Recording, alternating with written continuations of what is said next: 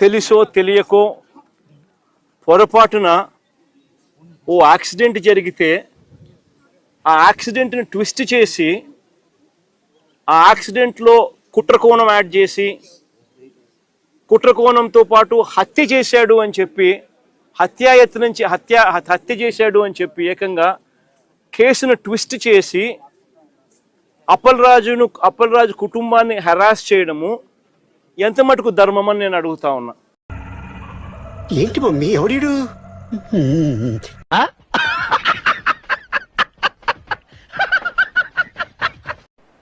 ఒరే నువ్వు అసలు ఏం చేస్తున్నావు ఏందో అసలు నువ్వు ఎందుకు ప్రెస్ మీట్ పెడుతున్నావు అని తల్ల బాదుకుంటున్నారు మీ కార్యకర్తలు, మీ పార్టీ ఎమ్మెల్యేలు, ఎంపీలు.